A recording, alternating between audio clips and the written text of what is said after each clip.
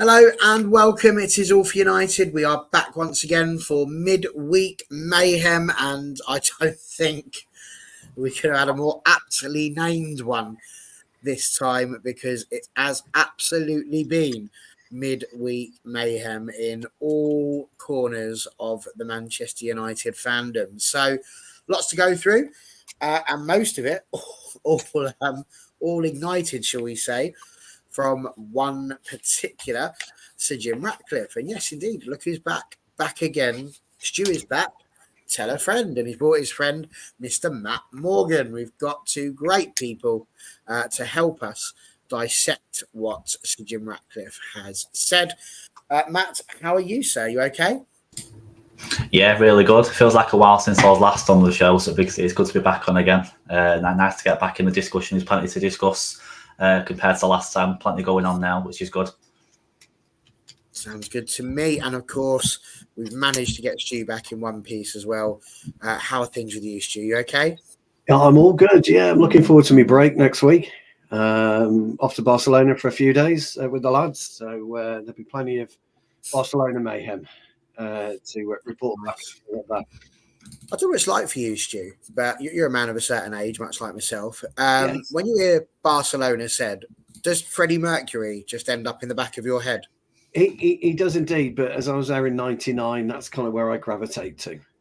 Of course, that's what I always think about that. I mean, we're going to do this interactive Barcelona tour because some of the lads that we're going with haven't actually been to the new camp, so we're going to do this interactive Barcelona tour, which includes, I believe, see if you can beat the robot goalkeeper. Nice. So I'm going to shove one right down the robot's throat. Let's make sure you get video footage of that. I will. Yes, we will do. So I will do that. Yeah, we can do that, and then you can laugh at my technique on the show. Listen, you're a centre back, but let's be clear. Yes. You've had some good defensive penalty takers. I mean, Dennis Irwin, probably one of the best. Stevie Bruce, Dennis Irwin, yeah, Stevie Bruce, yeah, all good. Yeah, we've had some really good. Well, Irwin, probably, the master of all he, surveyed, wasn't he? Irwin, tremendous player, absolutely tremendous. Didn't get my all-time starting 11 though, if you remember. No, he didn't. He did, yeah. I don't know if you were watching our five-a-side one when you saw it, but my God, I missed it. I was away, wasn't I? I was away on business. Yeah, I was abroad, and I was gutted to have missed that because I'd absolutely love to have taken part of that. So next time we do that again, you might get yours today. If you get a minute and you think about one, feel free. Good idea. Yes, you can give us a five-a-side at the end. That'll be a nice little way to end it. Did you do yours, Matt? You did, didn't you? No, I don't think I was on that one. Both of you can. Excellent. There you go. I'll get my notebook out now and I'll start jiggling around while we. Perfect. So in your quiet moments, that's what you got to do. Talk. Good job. And NT saying, I think of 99 and the semi in 08, as well as getting battered by them the following Champions League finals. The best team I've ever seen. And they stood between us at least one more Champions League. And you are probably correct. Right then, Sir Jim Ratcliffe, enter centre stage, dear boy, for your comments and your interviews have once again caused discussion, I think I'm going to call it, across the fandom, as I say. There's numerous things we could talk about, and yes, we are going to touch on the women's team within this as well, because that's a big part of what's been said. But we're going to do it sensibly, as we always do. It's a conversation at the end of the day, and everybody's welcome to have their opinions, but it would be really nice if you're in the comments, feel free to put your opinion across. Just do it respectfully. That's all we ask for. And while you're here, like and subscribe. That'd be absolutely superb. We're going to kick off, though, I feel, with one of the more emotive subjects that could be pointed out. And that is the news that United could potentially be looking at naming rights for Old Trafford. Now, there's been a lot of chat about Old Trafford, and the Etihad, we know, has been chosen as the Manchester base now for Euro 2028, which gives you an idea of how they feel Old Trafford has dropped down. Or is it just that we all love Manchester City now, apparently, and therefore they just get given everything they want? I don't know. Maybe you can tell us in your answer. But it does show that we do need to do something with Old Trafford, as we all knew, whether it was refurbished, whether it's rebuild, whatever it might be. But whether it's rebuilt or whether it's refurb, do you think that makes a difference? So, Stu, I suppose we'll start with you on this one. I suppose the question really is less about whether it's refurbished or rebuilt, but is there ever a moment? Because if there's one thing about Man United, it's our history. Like, United fans will not tolerate our history being messed about with.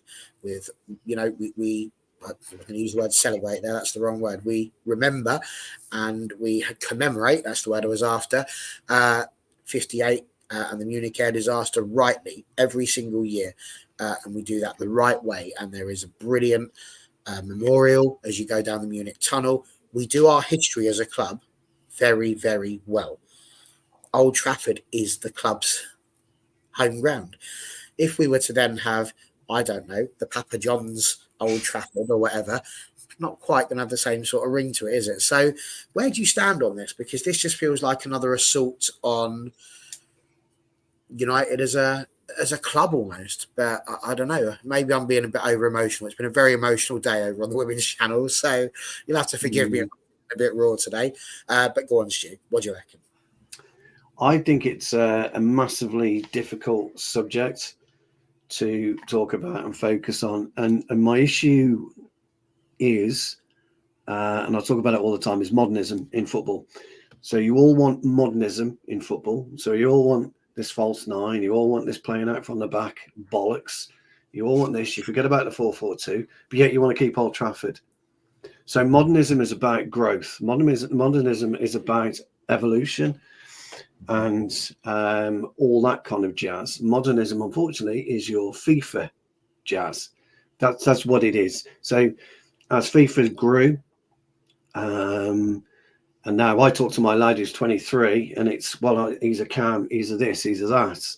He's not a holding midfielder. He's all this FIFA jargon. And this is what modernism in football is about. It's all about FIFA jargon. And people bang on about Guardiola changed this and Guardiola. He changed fuck all in football. Alan Ball did that back in the 60s, and this is the problem, you see. Alan Ball wore white boots in the 60s. White boots are nothing new today. He had them in the 60s. This is what happens. People forget about the history and concentrate on modernism until it suits. Until it suits. And it suits to talk about history. But if you knock down Old Trafford or you build alongside Old Trafford, you're building a new history. You're building a new Manchester United, but you're actually building a new stadium. And so would you want to have a gleaming new $1.5 billion stadium with Old Trafford attached to it? Probably not. But if you've got a $1.5 billion stadium, then somebody has to pay for that. And Manchester United could easily get 100 million a year over 10 years and pay it off. No problem at all. And that would be any kind of consideration for any new team. Tottenham Hotspur will have done something similar. They've done a variety of different deals to be able to pay that off. Arsenal, if you look at it, had to sell the naming rights to the Emirates because it took them years to pay off. So it depends what you want as a fan and where you sit in the fan base. Now, I'm an old guy, so I've gone to Old Trafford for years. We're in our 30th year now of owning my season ticket. And so it's always been Old Trafford to me. It's always been Old Trafford to my uncle, my grandparents, etc., etc., etc. But my lads' kids, it could be something completely different, and they won't understand what Old Trafford is. Now, Connor will tell you this if he's watching. We had a conversation about 2 years ago, it might have been 3 years ago, and I brought up I know Johnny Kay will remember, I brought up about legacy fans. And I made a point on the show that I was no longer attractive to Manchester United. It was my son that was attractive to Manchester United, and his kids and their kids and their kids. Those are the attractive people to Manchester United at the minute. We're not. And so because I'm not saying the history of the club isn't attractive anymore, but it doesn't bring in the revenue possibilities that a new stadium could bring and what that would be. Now, if you refurbished Old Trafford, then there's a different argument. There's a different angle to discuss. But if you build a completely new stadium, you would dedicate the area to, you would have to keep something to do with, some kind of tunnel, the Munich tunnel. Whether you keep it or not, I don't know. Whether you put a shrine together for it, I don't know. But these will all be factored into what they do with the club. But we all know that if you refurbish Old Trafford, it'll be probably just as expensive to rebuild it. And herein lies the problem. So for me, I'm a purist. I'm a football purist. I don't like modernism in football, Baz. You know this. It winds me up more than anything because it enables people to discuss football in an element they don't really understand because it isn't played by your thumbs. It's played by your feet and your brain.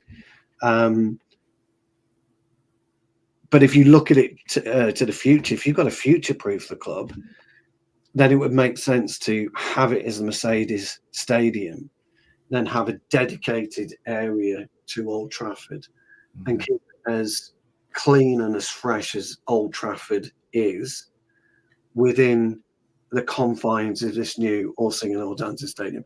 Now, you look at Real Madrid. Real Madrid refurbished the Bernabeu, didn't they? But they've managed to put 2 pitches underneath. They managed to do a variety of different things that will allow income to come in. And that's unfortunately what the board will be considering first and foremost, is what future income and what future revenue we can make from this $2 billion, $1.5 billion thing. So I can see his point of view. I don't necessarily agree with it. As I say, I don't necessarily agree with modernism. I saw something and there is a relevance to this, Baz, by the way. I saw something on TikTok the other day which wound me the fuck up. It really did. Some moron, is on there, and his tag was, "Are your football boots cooked or dripped, or drip, or something along those lines?" And he's going through and he's showing all these modern day football boots as being drip, and World Cups and Copa Mundials as being cuts. And I'm thinking, this is your problem. Herein lies the problem of the modern day fan, who's got zero idea of history, zero idea of what is iconic, what isn't iconic, zero idea of the types of players that were wearing these types of boots, where somebody like, I don't know, Messi on occasions couldn't lace the boots of Maradona. When you're looking at the different types. So there's method to what I'm talking about, Baz, and it's all the same. It's all the same. You've got modern day fans and you've got olden day fans, and you'll never get that real time connection, unfortunately.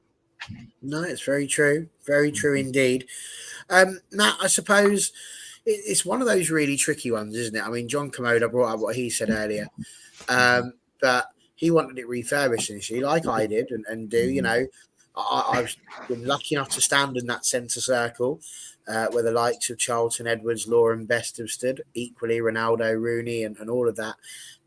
And it's a moment, when you turn back and you look at the Stretford end I'm a big history fan. I love history.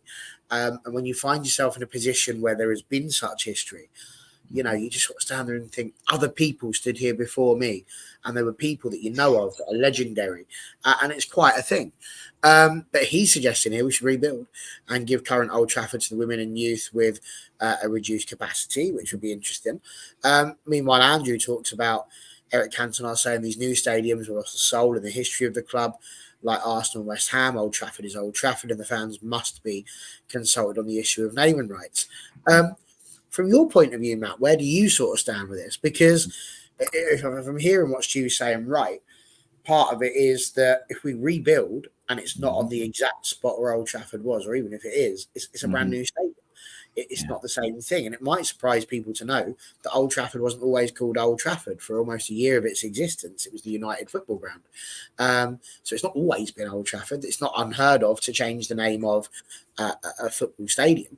But equally, just because it's not unheard of, that was 1936, the last time that we changed it. So we're getting on for 90 years that it's been called Old Trafford. Context, I live in Stevenage. Our Stevenage football ground was called Broadhall Way. Always has been. When Newcastle came to town and Alan Shearer and all of his minions came along, it was Broadhall Way. And then the chairman owned a company called Lamex, and that's what it became, the Lamex Stadium. But everywhere around still was calling it Broadhall Way because that's what it was known as. And it took a while until it was just the Lamex Stadium, because it has been now for probably about a decade. Where do you stand on Old Trafford? Would you be one of those who just says, well, you know what, it'll always be Old Trafford and that's it? So you can call it whatever you want, the Aldi, Lidl, Waitrose, Morrison's, Express Stadium, doesn't matter, because to the fans, we're always going to call it Old Trafford. A bit like Twitter. We all still call it Twitter. How many of us are really going around going, you want that X? We're all calling it Twitter, aren't we? Where do you stand on it, Matt?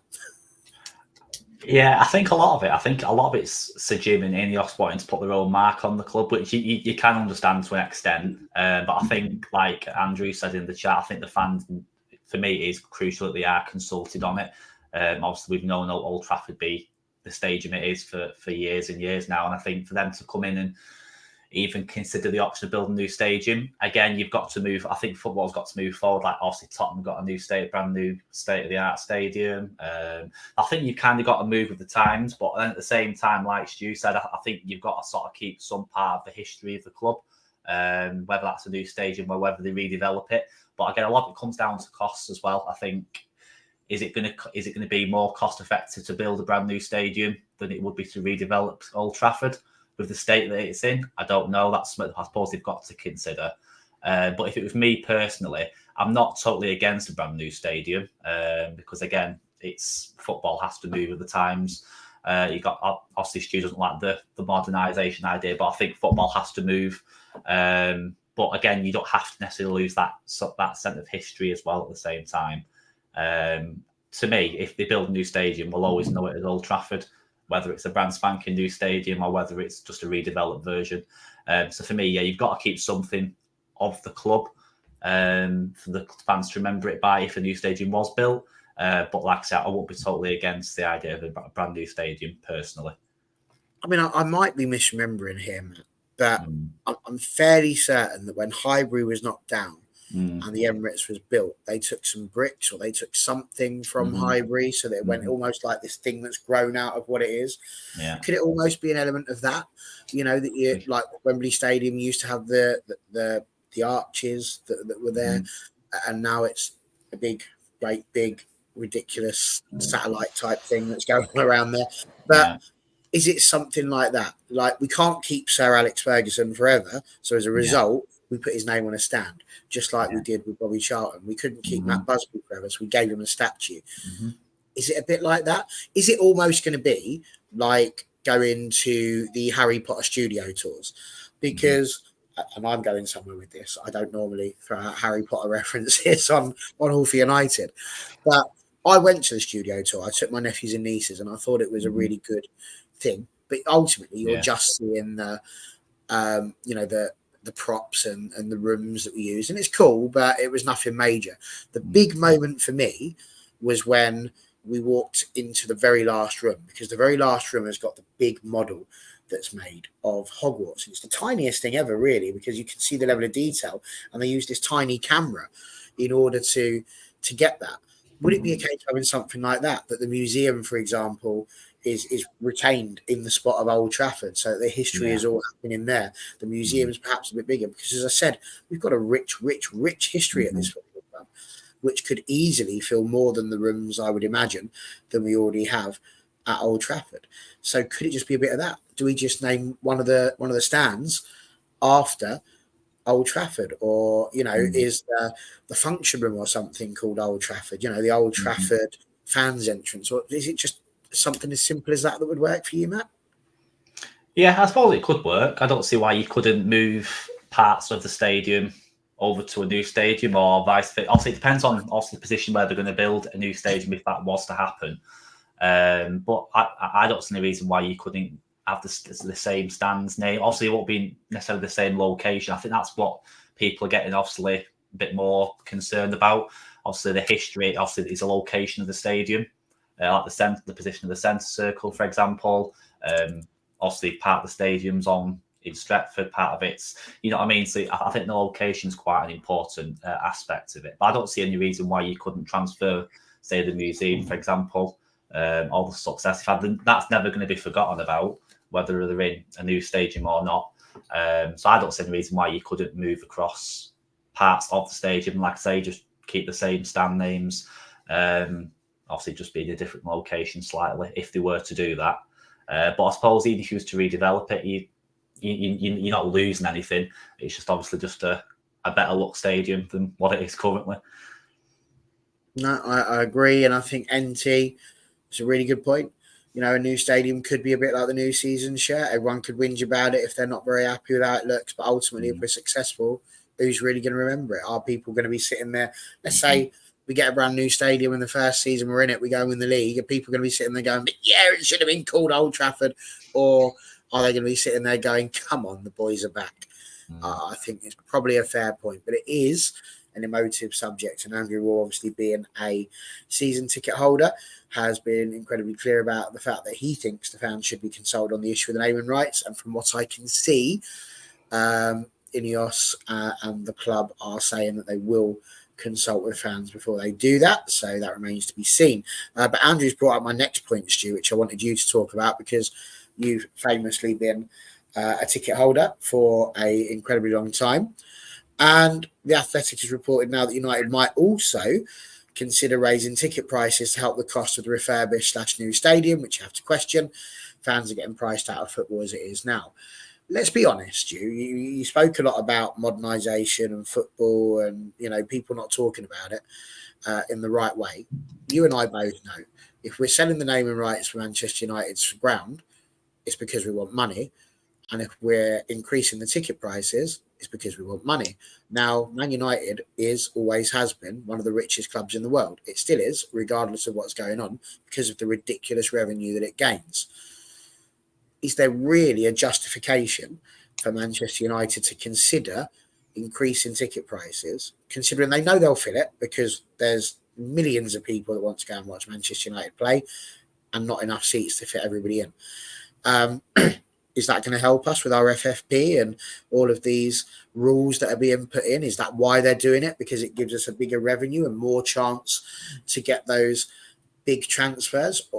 Or is that something we should sacrifice to ensure that the fans, the proper fans, are able to get tickets?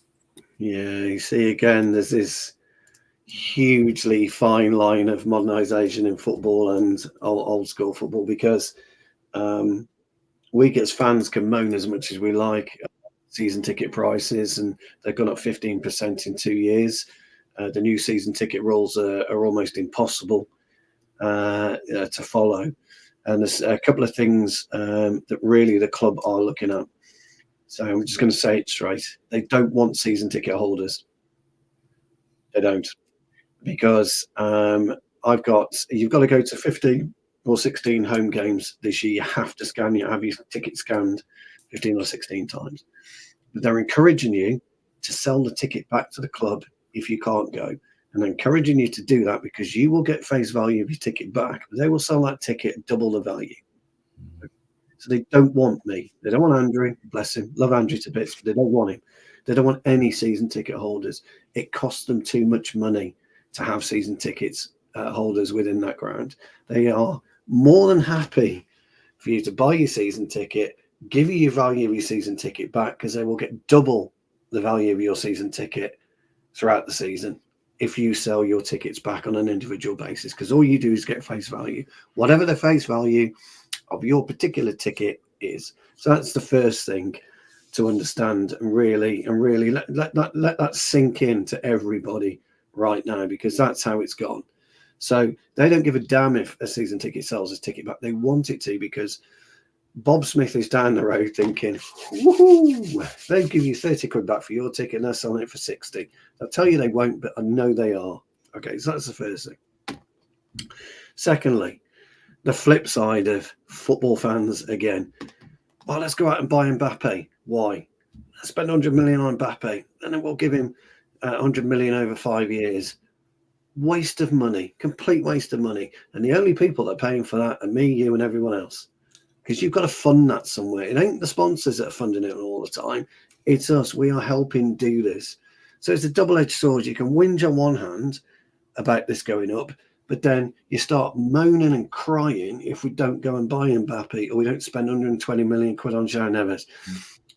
Make it make sense, because that's how it is.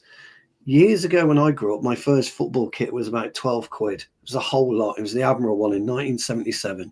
Okay, that was top shorts and socks. And they changed their shirt every 2 years at that time. And then all of a sudden, it became a 12-month shirt change. And then it became, oh, well, we could have a Champions League shirt here. So we'll have a Champions League shirt as well. And then it became 3 shirts, a home kit and away kit, and a third kit, just in case we go to Southampton and we're screwed, And all this then happens. Then Nike jumped onto it with, changing the football 3 times a season. That's 3 footballs you have a season. The football boot manufacturers, probably 4 designs a year. Every quarter, they're coming out with different colorways. Same fucking boot, but different colorways. And your kids banging on you. Yeah, can I go to Old Trafford? Get me a new shirt, get me new football boots, get me new football, get this. You're all paying for it. Every single one of us is paying for it. So you can't have it again, Baz. You can't have it both ways. If they want to build a stadium at $1.5 billion to $2 billion, let somebody else pay for it. Let the naming rights pay for it, because they will easily get $1 billion over 10 years. Easily. Maybe even more. Our latest kit deal's worth 900 million over 10 years. So your question you've got to ask yourselves as fans is, what do you want? Do you want the very best in everything? And then if that's the case, we're going to have to shell out for it, because the players want 200 grand a week. Okay. And Manchester United's revenue won't consistently go with 200 grand a week, 300 grand a week, etc., etc., etc. You've got to get these sponsors on board, and then the sponsors want their pound of flesh. They want you to buy Snapdragon products, Adidas products, all these types of things. Paul Smith want you to buy into them because they sponsor us. Cadbury's want you to buy into them because they sponsor us, and all this. Half the time, they seem to forget we're grown men. Why on earth would I buy a chocolate bar because they sponsor Manchester United? But it's focused on a small variety of people. And I go back to everything I said. It isn't me, Baz. It ain't you, pal. It's Matt's age. It's Matt's era they're focusing on now. That's what they're interested in. So my answer to it is a bit harsh, a bit blunt. I get it. But it's the reality of football. It's the reality of where we are. If we want all players, if we want a shiny new stadium, somebody's got to pay for it. And unfortunately, it's going to be us. Although, by the way, 10% addition on my season ticket is zip anyway. It's hardly anything. But it will still happen, and that's just the way that it is. And then next time you look at a player in a Ferrari, by the way, no, very true. And when I went up for the United Liverpool game, we went for a walk around, my nephew and I, in the club shop. And that's another thing that is very similar to the Hogwarts School of Witchcraft and Wizardry tour that we went for. Because you could buy some jelly beans there. I'm sure they would only cost you about £500. And it was exactly the same in the Man United shop. Everything you looked at just seemed to have been marked up by about 200% than what it should actually have cost. And it is absolutely mad. But Stu is right, Matt. It is your sort of age. You are the new up-and-comers, the people that they need to try and get in and keep for life. It's no surprise that they did, when we had that lovely white shirt coming out, they put on the heartstrings, don't they? Once your name's on, you're in for life. They're putting all of that sort of stuff because they want you to be as loyal as the likes of Stu, myself, Andrew, John Neville, John Commode. They want that. They're bang after our loyalty, but they want yours. They know they've got us now. We're never going to sit down and go, "Oh, sod it, we'll go and support Sheffield United instead." It's not happening. We're United now. That's it. Until the day they put us in the ground, that's where we're going to be. But despite that, as bad as that might seem, we've still got to look after the youth, and you guys are the youth. So, when it's a bit of a dodgy question now. What have you've been to see Man United play, haven't you? I used to have a season ticket a few years ago. Yeah, I had to give it up because obviously I moved further away. So, but yeah, I have had one. Yeah. And how much did that cost you? Oh God, I was a bit younger then. So obviously the prices fluctuate based off your age. I think is it the age categories? I think at the time it was like £400-500. I think it was for my age at the time a few years ago when it was. But yeah, like Stu said, I do agree. You just feel now that they are trying to phase season tickets holders out more and more, and they just want. You see it a lot now. You get a lot of these what they call tourist fans come over that just want to come into the stadium to take pictures, and which I'm not against that. Because people come over and travel. Absolutely, I've not got an issue with it. But I think that's what the club are wanting to bring into it now, which is very bizarre. More than the loyal season ticket holders that are there week in, week out, going to home games, going to away games. It is wrong, but like you said, they are trying to accommodate. I brought it up from you because we're talking about all these things. Now, when I was your age, Matt, I had disposable income over a huge variety because you're living at home, so you're not paying, a mortgage, you're not paying a massive rent. You're just paying for your phone, your little bills that you've got, running a car. So you've got money flying about. So at that point, going to watch the football, not the end of the world. You can afford a ticket, even if that ticket is 60 quid a go. When I went for the first time back in the early 90s against Southampton, I'm sure the face value of that ticket was about £16. Would have been possible, gone up ridiculously now. The fact that, as Stu says, you could see if you don't get a normal ticket sold by United, you could, even on the United website, sometimes you look at it and it says 800 quid and you're like, this is the Man United website and I'm a member. How could that be costing me 800 quid? For £800, I would expect to be sitting next to Sir Alex Ferguson, to be wafted whilst I'm watching the game and to be fed grapes whilst having champagne on tap. I'm not expecting to sit next to Big Dave whilst he's shouting at the ref and being covered in beer and spittle from all the people behind me. Not for 800 quid. So, but where I was going at with that as well, it's not just that for you. You're wearing a team viewer shirt. Now, I don't know where you've got that from. I'm not going to ask you to expose yourself as when you bought it at Old Trafford or anything like that, feeding the gazers. That's not what I'm going at. But the point is, you've got one. You spent money on it. Everything I've got when I was younger was Man United branded. You'd be getting the crests and things. You were always buying stuff. It was like, I need a pencil case for school. I want a Man United one. It was always the case. But now it's so expensive. Like, do you feel like you're being priced out of the game? Because I do. But I can't afford it. Like, I go past a Man United shirt now and I go, there's no way. No way. The only reason I got this season's was because a mate of my mum's popped around at one point at Christmas and went, we've got some of these. It was 30 quid. So I'm like, well, I will always pay £30 for it. Is there not a point of actually you just saturate the market to a point where people can't afford it? It's a cost of living crisis. If they charge £30 every season, I would buy a shirt every single season. But at 60 quid, I can't justify that. Can you? No, I do agree. You can't justify the cost of it. And it's not just that. It's merchandise in general. It's tickets. Like you say, selling tickets for £800, even to people that are members. They're meant to be getting it at a discounted price. To me, I don't see how you can justify paying £800 for any ticket, no matter how desperate you are to go and watch them play a game. Like you say, you'd expect something extraordinary to be paying £800, not to sat in the stands watching United Liverpool. As good as a match it could be, £800. It's just ridiculous. The things you could buy with £800 to go and watch one game of football is, you can't even justify it. It just makes you laugh. It's holiday. A joke. Holiday 800 quid. Yeah, exactly. 90 minutes of football, as much as it is brilliant. Oh, man, they've got us. So that's the problem. They've got like you say, no, they've got as fans. They have got us, and that's been the case for years. And the Glazers know it. Ineos have come in. They know it. They know the fans are going to come in. You've seen the queues at the mega store when shirt releases are out. It happens every year. It's not a restaurant, is it? It's not like you go to a restaurant week in, week out, and then they get new owners, and you go, "Oh no, this isn't for me anymore. I'll just cook my own dinner." It is for life. Yeah. Right, we're going to go into the slightly more controversial waters now.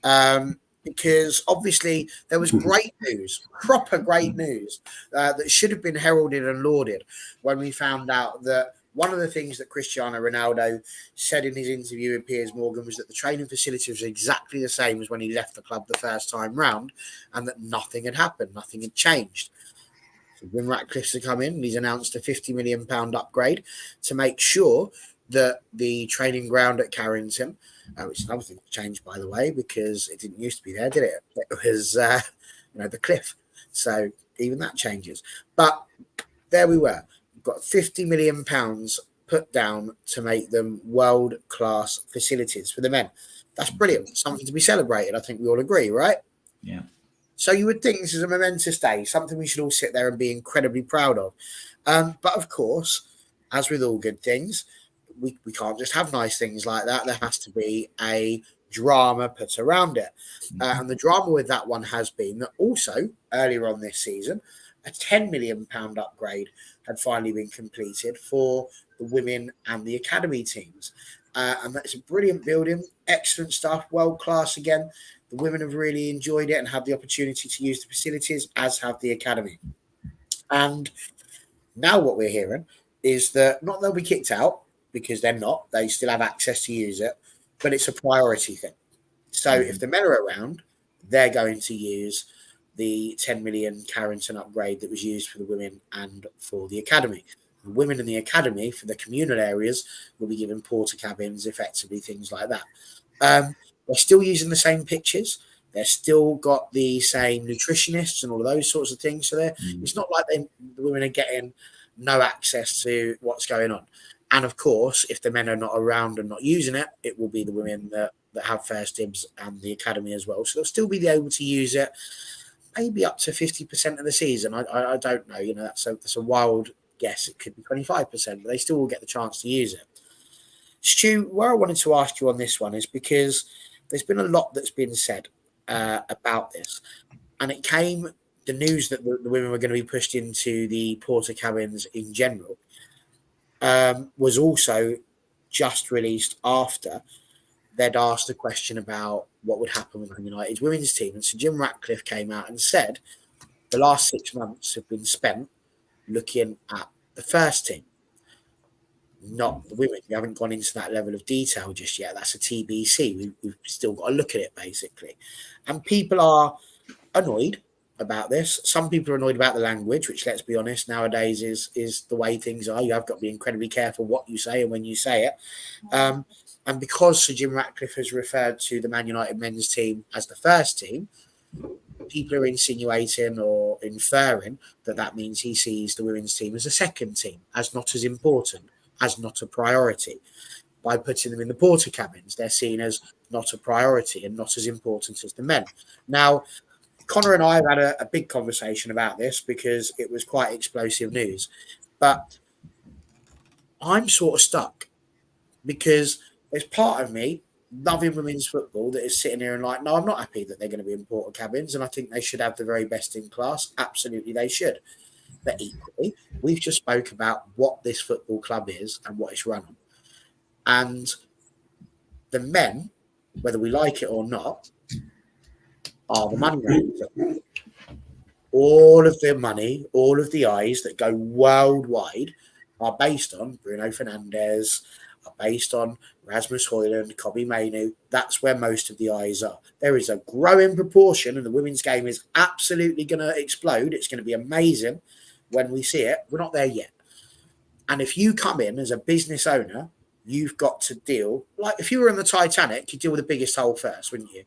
You wouldn't deal with maybe some of the other little holes that were going on. So I'm trying to be fair here as best as I can. I'm trying not to make sure that anyone who's watching this now just wants to switch off. But equally, I'm trying to be fair. Stu, you're not bound by those sorts of things, as we know, because you dropped an F-bomb within 5 minutes of starting. So it was all good. Correct. So, where do you stand with it? Because I think business sense, it makes sense. But was there a nicer way they could have worded it? Could he have maybe been a bit better with how he was saying it? You know, the women's team are a priority, but you know, we've got to deal with what's going on with the men's side first because that's the bulk of our income? Or is there a better way of saying it? Or were people going to take that as a bad thing, no matter how he worded it? I mean, I don't know. You go. Well, unfortunately, today's woke society would suggest he's got no chance. He hasn't got a hope in hell of getting the terminology correct. Even though we all know what he means and why he means it and how he means it.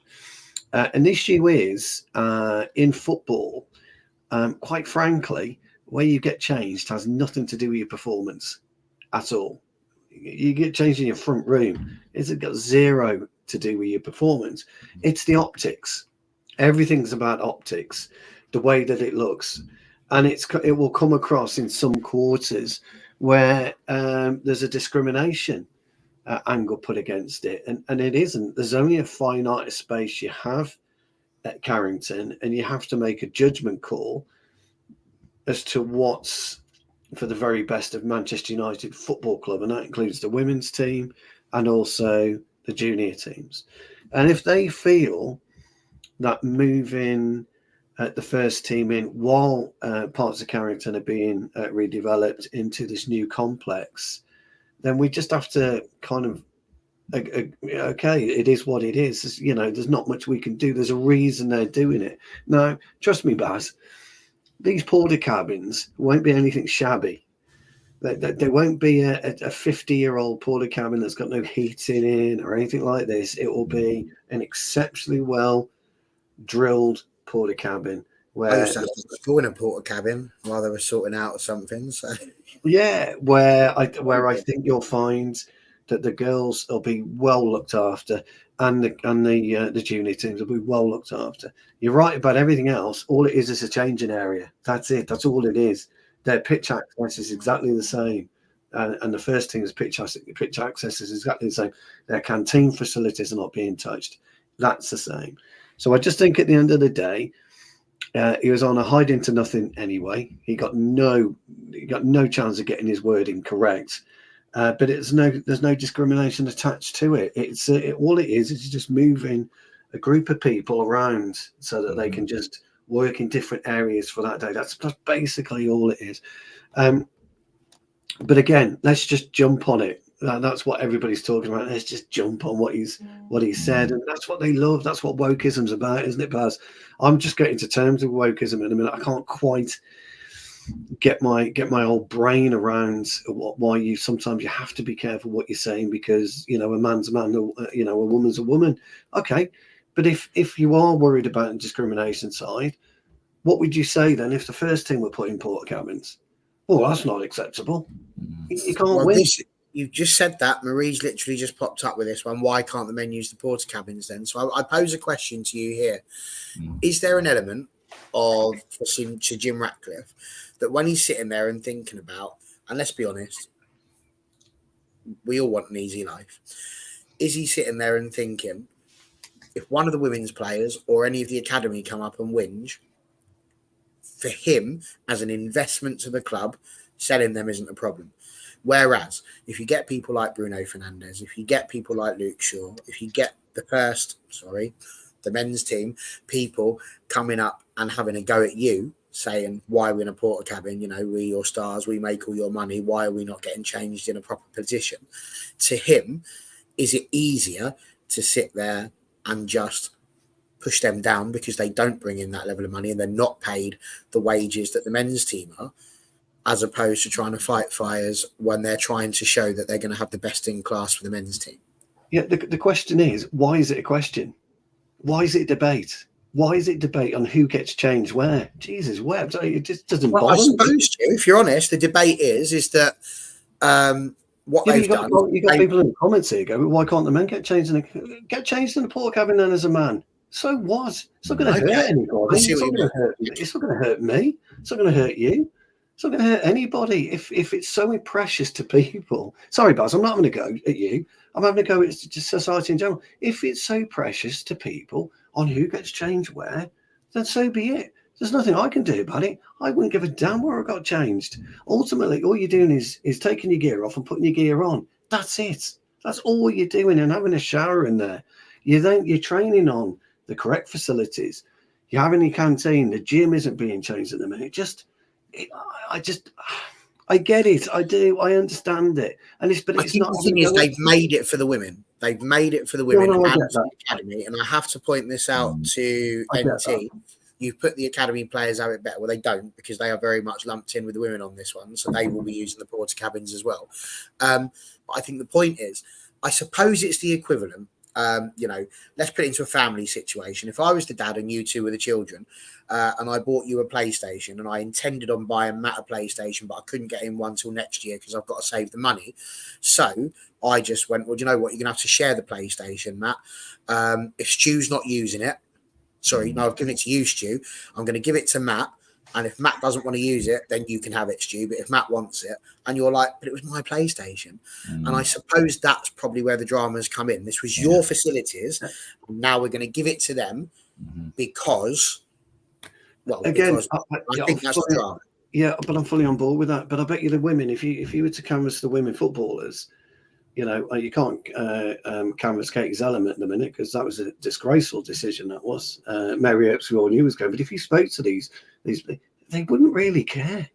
I've got to be honest, they wouldn't care. Are we just having to move into a porter cabin just to get changed? No problem. Honestly, to me, it really isn't. I would do it. That's what you do. Everybody who's in this in the chat more than likely plays football. I was just about to make that point. Jennifer's beat me to it. That was the point I was about to make. You go into any Saturday league where you're playing semi-pro, some of the change rooms are a disgrace. Even when you're training, they're awful. They're horrible. These porter cabins will be of the height of luxury. They will be. Look. You know me, Baz. I'm straight down the middle. I don't sit on the fence and anything. And I don't think either the Manchester United's women's team or the men's team would really care where they get changed. It's everything else. Your changing room is not designed to make you play football. Everything else is of the consequence of that. So she beat me to it, Jennifer. Good point. She did indeed. NT pointing out again. If we want a good women's team, we have to match the clubs, not fall so far short in every department. It's optics, like Stu said. At the same time, we want your players to be happy. And Andrew mentioning, as Sir Jim said when he came in, that a team wearing a Man United badge on their shirt, then it's Man United, and they need to be focused on winning and being successful. It concerns him with his women's team, what's going on behind the scenes, not just the training facilities. We're one club and you should all be striving to go in the same direction together. To which, I suppose, Matt, it's a fair thing to say then that if we're going for an all for one for all process, then sharing the facilities that we have as a whole seems like the fairest way to ensure that everybody's getting a bit of use of it whilst we go forward. I mean, Beanie put on in the chat just a moment ago, I think it reads and sounds worse than it is. Where do you stand on this? Is this a bit of an own goal from Sir Jim Ratcliffe?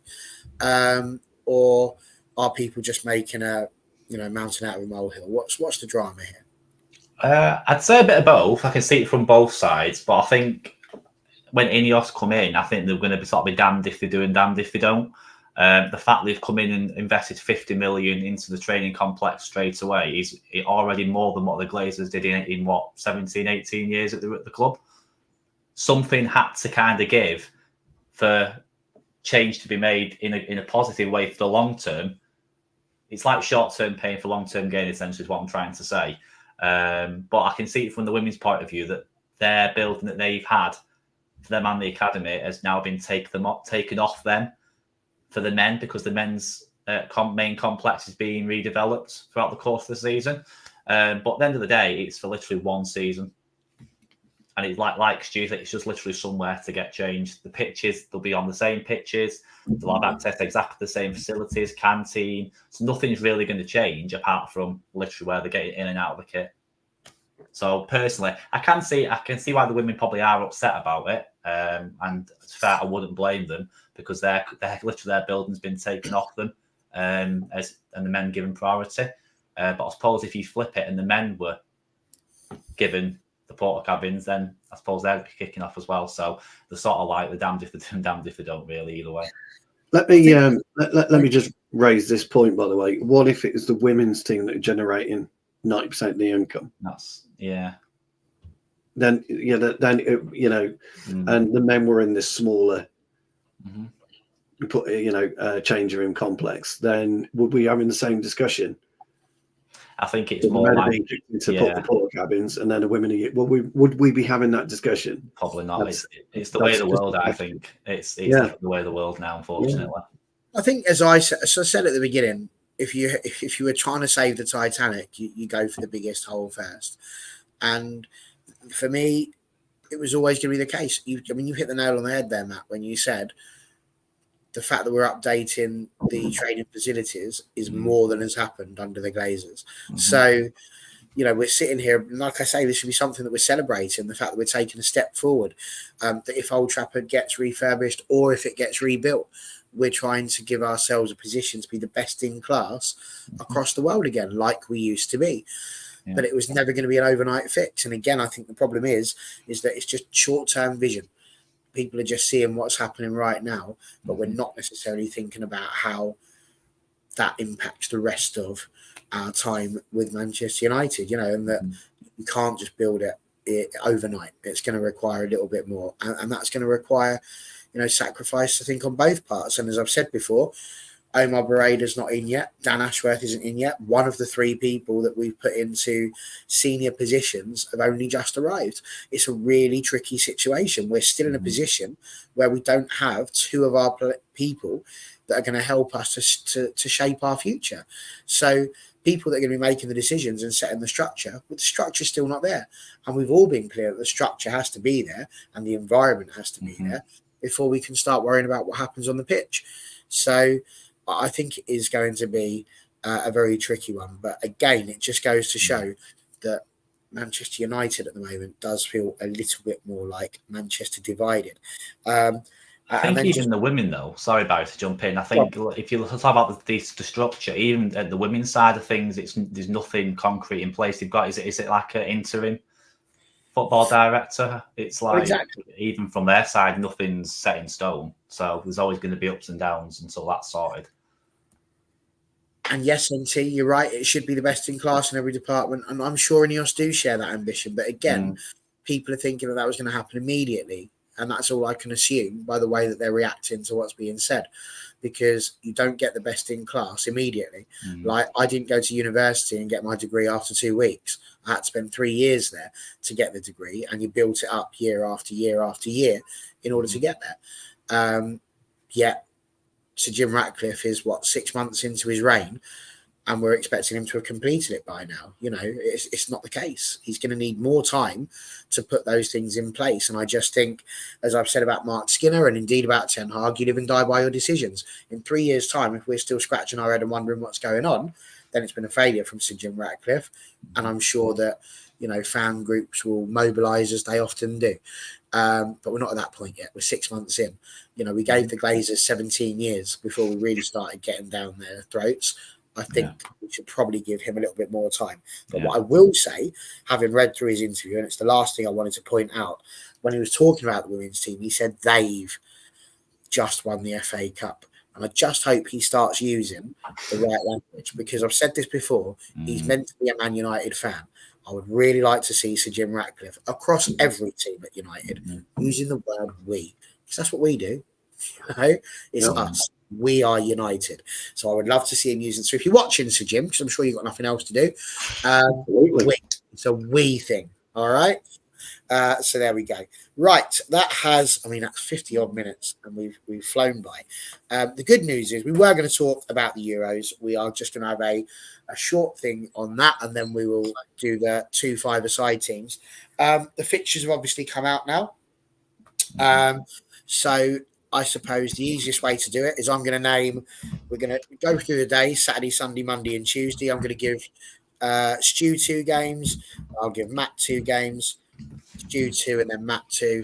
If there's anything you want to mention on it or any thoughts on that one. So Matt, will kick off with you. Switzerland and Italy, and Germany against Denmark. I suppose for England, we should be very pleased that we didn't finish second and end up having to face Germany.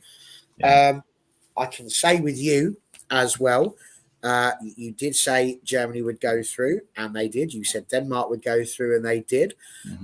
Italy, to be fair, yes, you said Italy would go through as well, and Switzerland were one of your third place teams that you said would go through. So you correctly, and South African, you correctly pronounced that they were all going to go through. You correctly said that those 4 teams would make it through. Switzerland, Italy, Germany, Denmark. Who do you see? Well, I'm not going to ask you that one yet because that's going to be our weekend one on Saturday probably. But good games. Looking forward to those. Yeah, I think it's where it gets interesting now, the knockout stages, because they're all literally just one-off games. It's like when you're in the Champions League, it's that part of the competition where you sort of you kind of want to watch it a bit more than the group stages, because it's literally all or nothing on that day. But Germany and Denmark should be an interesting one. You would probably, like I say, you would fancy Germany all day long, but I think it will be an interesting one. Italy and Switzerland again. Switzerland, to be fair, the group they were in, obviously Scotland sort of fell short, which people kind of had an idea they may well have done. But Switzerland done quite well in their group, to be fair, finishing runners up. So I don't think Italy will have it all their own way, to be honest. Very true. Stu, as we go to Sunday, some big games there. I'm proud to say that I said that both England and Slovakia would make it through. I definitely predicted Spain to go through. That's going to be Spain against Georgia. So my sort of questions for you are quite simple. One, do you think you'll be able to stay awake for the England-Slovakia game? And number two, how amazing is it? Like, we looked at this at the beginning of the Euros, and we said there was a joke going around that it could be Albania against Georgia in the final. And I was like, no, that's never going to happen. What a load of crap. What are we talking about? And, yes. Georgia through, which I did not expect. If you were going to give me a team out of those two that were going to make it through to the knockouts, I'd have said Albania, not Georgia. Yeah. But what a moment. That's really huge to see a team like Georgia make it through to the round of 16. Well, it goes to show just where football is at the moment, doesn't it? And how it really has progressed. Years ago, 10 years ago, 15 years ago, 20 years ago, Georgia, Albania, no chance. England were beating Turkey 8-1 in certain internationals. It was just never gonna happen. All interesting games. We will surely be tested against Slovakia because they'll just play this low block and try and hit us on the counter attack. It'll be hugely interesting. And as much as I admire what Georgia have done, they'll probably end. Their Euros will finish there because I think Spain are just on a completely different level. So I think they're quite interesting. We clearly got lucky. I mean, I think we're on course to, if we beat Slovakia, we'd be on course to play Italy in the next round. And so, yes, I think if you're in the Germany-Italy side of the draw, because I think France have got Belgium, haven't they? It's quite a difficult side of the draw. So people will say now we're odds on to get to the final. I don't think so. This is where Italy start to play football. This is where tournament football is completely different. You don't need to do anything brilliant in the group stages. Now you've got to start playing football, and you'll see completely different styles of play. Germany will kick on. Spain will go into overdrive. Italy will do the same, and Italy will become that parasitic team where they just keep ticking at you, inject their poison and beat you 1-0 and move on. So very interesting. Very interesting. Do you think Mainoo's played himself into a starting role against Slovakia there? Because he had, a good 45 minutes. But look, absolutely. He can't do much at the back. Unfortunately, we don't know whether Trippier is 100% fit yet, but he can't do much at the back. He should have dropped Foden after the first game anyway and put in Cole Palmer, in my opinion. And he should never have put in Trent Alexander-Arnold. He should have played Maino from the start. No offense to Gallagher. And you've got to make changes. And there are certain players that are not playing on form, but are playing on names, I suppose. And we've had this before with England. The Gerrard Lampard issue was mainly name, not always form. Scholes was the the scapegoat on that. So, and I would look to maybe even drop Saka and put Gordon in against Slovakia, because there's a couple of things that we're not doing, and we're not gaining possession, popping off down the wing and getting free kicks and slowing the game up, where a Rashford would do that and a Grealish would do that. So you're relying on Gordon and Cole Palmer to do that for you. So the changes I would make, albeit Foden is gone but coming back, he wouldn't start for me. Cole Palmer all day long. Definitely Kobe Mainoo, and I'd drop Saka for Gordon. Fair play. 1st of July, Matt, we will have France and Belgium and Portugal against Slovenia. Let's just double check how you were doing there. So France and Belgium, you definitely said France and Belgium. Well done. You also said Portugal and Slovenia. You said Portugal. Didn't mention Slovenia, though. So, bad man. Obviously, France-Belgium. That's one of those superstar matches that you want the chance to see. A French side which is filled with a few superstars and who should be able to do well. But equally, Belgium, if they find their form, will absolutely give France a game there. Can you see those being two very tight matches? Portugal, of course, losing to Georgia. What do you reckon?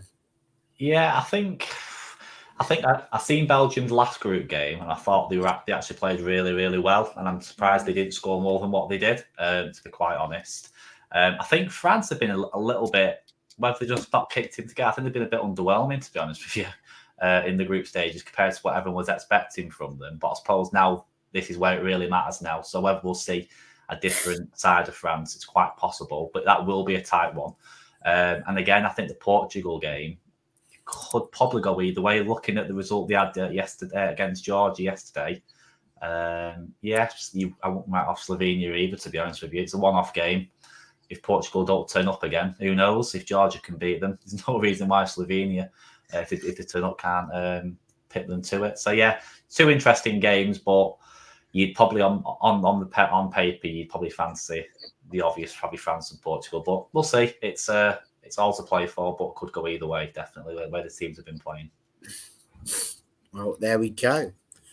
And the last two games in the round of 16, Stu, we've got Romania against Netherlands, which currently at this point in football history probably isn't quite as good. But again, if you're a romantic like us and you remember the likes of Georgie Hagi and all of that sort of era of footballer, Romania-Netherlands still remains quite a good game, I would think. And then you've got Austria and Turkey. Now, I did promise viewers the last time that we did this, we've gone through why the Netherlands is the Netherlands. We went through why the Czech Republic is now Czechia. But Turkey has obviously been spelling its name Turkiye, and that has caused some people to wonder what's going on. But fear you not, once again, I've done a little bit of research for you to try and find out what it is.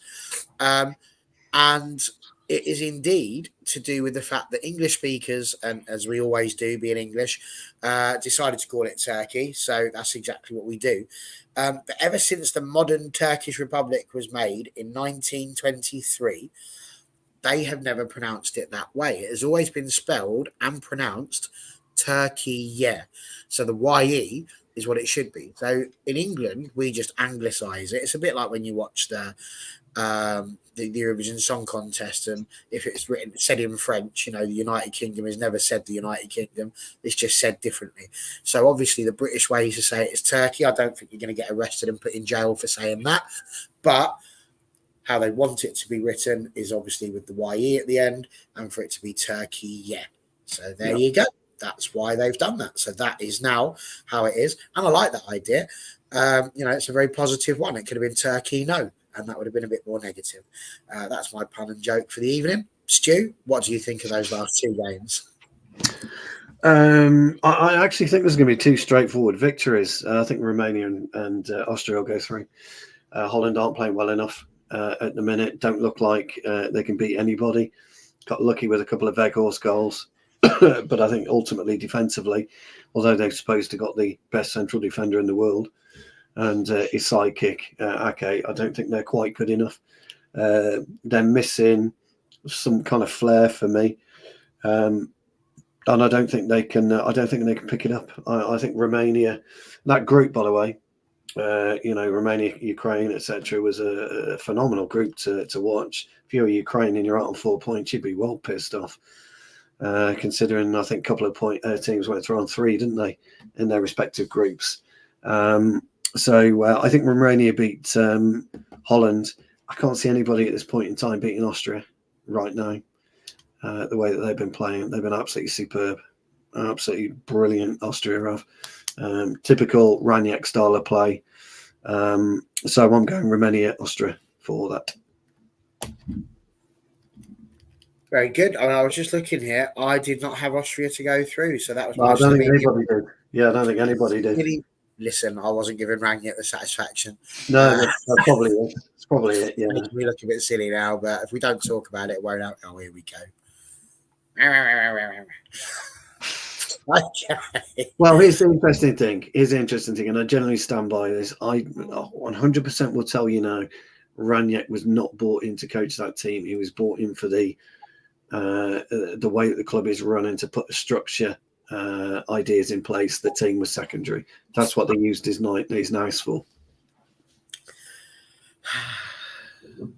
And we know one likes to show off. And Jennifer saying, I believe the Germans with cold efficiency should win the tournament. Welcome to the club, Jennifer. I said that on the very first show. And if they do go on to win it, I will be the new Andy B. Right. Listen, last moments. I promise you both this opportunity. You've had an hour and 6 minutes, probably an hour really, since I told you we'd do it, in order to put together your finest five-a-side team. Now, there were, the last time we did this, some really, really, really good five-a-side teams. And if I can find it, here we go. So mine, for example, this is what you're aiming to beat. I put Schmeichel in goal with Duncan Edwards as the defender, Scholes and Georgie Best as my midfield 2, and Eric Cantona leading the line, which was a difficult one for me. I feel like if I'd have gone Wayne Rooney, I might have won it. But when the vote went out, unfortunately, I finished second. Andrew Wall, he went for Schmeichel, Vidic, Fernandez, Best, and Cantona. Dan, he went for De Gea in goal, which blew my mind. Irwin, Scholes, Keane, and Rooney, and that was seen as the best five-a-side team. And Marcus, of course, who was on, went for Edwin van der Sar, Rio Ferdinand, Paul Scholes, Cristiano Ronaldo, and Dimitar Berbatov. So with that in mind, Matt, do you have your team? Yeah, I've gone with, I've gone with Van der Sar in goal. I think that's without doubt. I've gone with Vidic. I've gone with Roy Keane myself. I've gone with Ronaldo, and I've gone with Van Nistelrooy as the striker. Nice.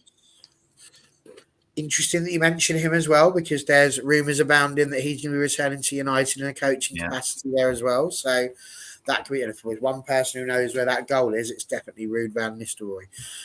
He'll be my next one to do a bit of research on as well, because I always remember his name being spelt with a Y at the end, but everywhere else I read it, it's an IJ. So it'll be very interesting to see what's going on there. We spelt it with a Y in the UK, yeah.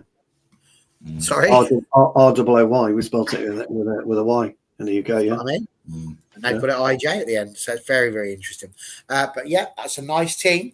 I like it. Slightly different, a modern twist on our ancient ones that were just mentioned.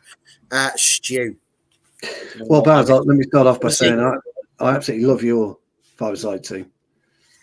I think Duncan Edwards, masterstroke. Absolute masterstroke. And I know why you've done it, but I put Jaap Stam in instead of Duncan Edwards for the same reason, by the way. Duncan Edwards was a master of being able to defend, but bring the ball out. Jaap Stam could do the same. So I went with Schmeichel in goal, obviously. Jaap Stam. Now here's where I've gone slightly different. Again, I tend to agree with Scholes, Cantona, and Best, but I've gone with Jesper Olsen. Now, have you ever seen Jesper Olsen play? He was a magician with the ball at his feet. In five-a-side, he would be perfect. He used to be able to control the ball, kill it, move it, and he got a brilliant left foot on him.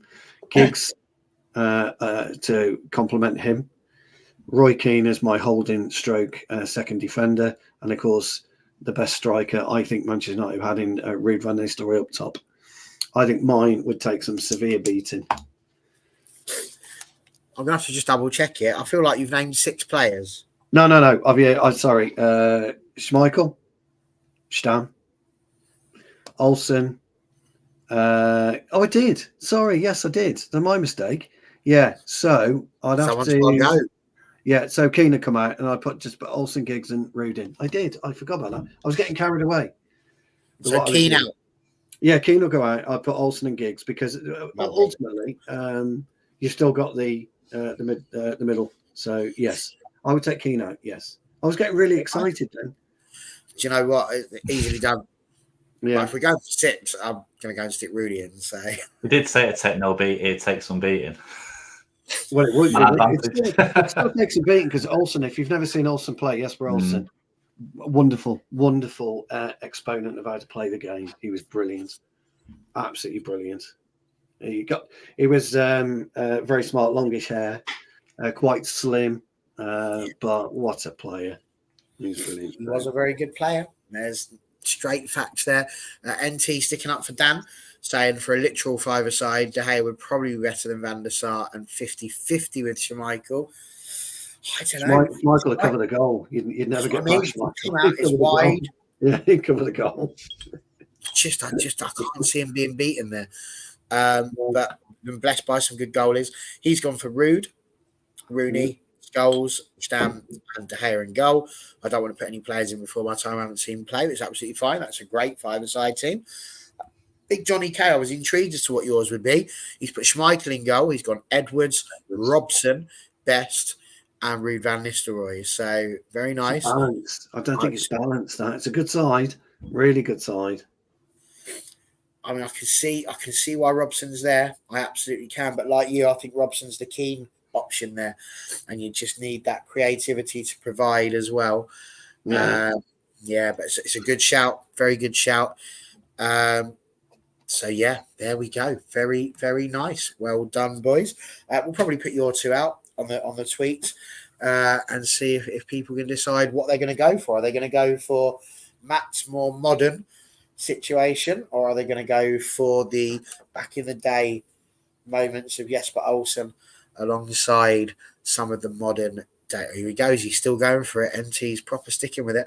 De Gea with reactions would be great, as he would. It's probably the only thing I can put him up there with Edwin and Schmeichel. And do you know what? He was part of the reason he used his legs so much was because he was trained in doing futsal and that sort of thing where they use their feet a lot. So, you're not wrong in small games, but I can't entertain the thought that anyone gets in front of Peter Schmeichel in any situation. And that's just my life, I'm afraid.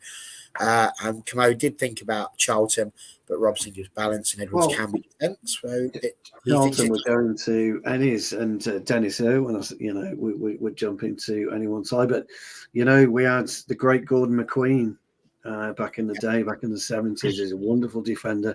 Martin Buchan was solid, hard as nails. But back then you had Sammy McElroy. Now Sammy McElroy was a wonderful player. Again, very skillful, very tight with it. Good defenders there. We had the Greenough twins, very, very good defenders. Big Frank Stapleton at the day, came in the early 80s. We got some, brilliant talent you could have picked. David Pegg would have been another one. Baz. Yes. David May. Peggy, sorry, from the Busbys. Oh, Peg, sorry. Peggy, yeah, Peggy from the Babes. He's playing it. Some wonderful talent really that we've had that come through, and it's a shame they get forgotten. I'm glad that Jennifer remembered Olsen because she was obviously a big fan. She said Velcro on his boots and the ball stuck to his boots like no other. He's a wonderful player, but back in the day, Ipswich, brought in the likes of Murin. Murin as well. People forget Murin played for us. He was a wonderful player. He was just so elegant. Really was elegant. We've been on the end of a 6-0 thrashing down at Ipswich when Franz Tyson and Murin and Brazil were playing, and Johnny Walk and stuff like that down at Ipswich. But you could make a real case for it'd be interesting. I'll tell you what would be interesting, Baz. You can make a case for generational five-side teams. Good. You could only pick a team out of the 70s, 80s, 90s, 2000s, but it'd be difficult for some of the. Well, Jennifer's gone for one. Look at that. Stepney and goal. Stepney, Buchan, Robson, Hill, Coppell. Yeah. Coppell. It's again quite a team. And there's some people watching this going, who? For some of those players. But yeah, this is what I mean. This is what I talk about when when we've come full circle, when we talk about the history that Manchester United have. Yeah.